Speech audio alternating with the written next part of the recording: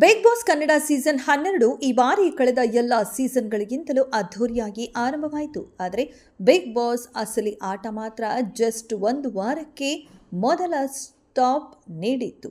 ಹೌದು, big boss ನಡೆಯುತ್ತಿರುವ Jollywood studio ಮಾಲಿನ್ಯ ನಿಯಮಗಳನ್ನು ಉಲ್ಲಂಘಿಸಿರುವ ಕಾರಣಕ್ಕೆ ಬಿಗ್ ಬಾಸ್ ಮನೆಗೆ ಬೀಗ ಹಾಕಲಾಗಿತ್ತು. ಇದರಿಂದ ಬಿಗ್ ಬಾಸ್ಗೆ ಆದ ನಷ್ಟವಾದರೂ ಎಷ್ಟು ಅಂತ ಹೇಳೋದಾದ್ರೆ ಈ ಪ್ರಶ್ನೆ ಇದೀಗ ಎಲ್ಲೆಡೆ ಚರ್ಚೆಯಾಗುತ್ತಿದೆ.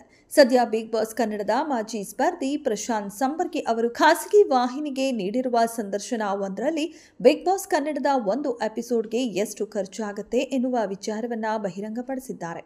ಹೌದು, ಅವರು ನೀಡುವ ಹೇಳಿಕೆ ಪ್ರಕಾರ ಬಿಗ್ ಬಾಸ್ ಕನ್ನಡದ ಒಂದು ಎಪಿಸೋಡ್ ಪ್ರಸಾರ ಆಗಿಲ್ಲ ಅಂದ್ರೆ ಬರೋಬ್ಬರಿ 30 ರಿಂದ 40 ಲಕ್ಷ ರೂಪಾಯಿ ನಷ್ಟ ಆಗುತ್ತದೆಯಂತೆ. ಇನ್ನು ಜಾಹೀರಾತಿನಿಂದ ಬರುವ ಹಣ ಹಾಗೂ ಕಂಟೆಂಟ್ನಿಂದ ಬರುವ ಹಣ ಸಹ ಇದೆಯಂತೆ. ಜೊತೆಗೆ ಪ್ರೊಡಕ್ಷನ್ ತಂಡ ಎಲ್ಲರಿಗೂ ಸಂಬಳವನ್ನ ನೀಡಬೇಕಾಗಿರೋದ್ರಿಂದ ದೊಡ್ಡ ಮೊತ್ತದ ನಷ್ಟವಾಗುತ್ತದೆ ಎಂದು ಹೇಳಿದ್ದಾರೆ. ಇನ್ನು ಕೆಲ ಮಾಹಿತಿಯ ಪ್ರಕಾರ ಈ ಬಾರಿ 12ನೇ ಸೀಸನ್ ದೊಡ್ಡ ಮಟ್ಟದಲ್ಲಿ ಮಾಡುತ್ತಿರುವುದರಿಂದ ಬರೋಬ್ಬರಿ 400ಕ್ಕೂ ಹೆಚ್ಚು ಜನ ಈ ಒಂದು ಶೋಗಾಗಿ ದಿನನಿತ್ಯ ಕೆಲಸ ಮಾಡುತ್ತಿರುವ ಕಾರಣ ಅಂದಾಜಿನ ಪ್ರಕಾರ 40 ರಿಂದ 50 ಲಕ್ಷ ರೂಪಾಯಿ ನಷ್ಟವಾಗಿರಬಹುದು ಎಂಬ ಮಾಹಿತಿಗಳು ಕೂಡ ಹರಿದಾಡುತ್ತಿದ್ದು, ಇದರ ಬಗ್ಗೆ ಕಲರ್ಸ್ ಕನ್ನಡವಾಗಲಿ ಅಥವಾ ಬಿಗ್ ಬಾಸ್ ತಂಡವಾಗಲಿ ಯಾವುದೇ ಅಧಿಕೃತ ಮಾಹಿತಿ ಬಿಟ್ಟುಕೊಟ್ಟಿಲ್ಲ.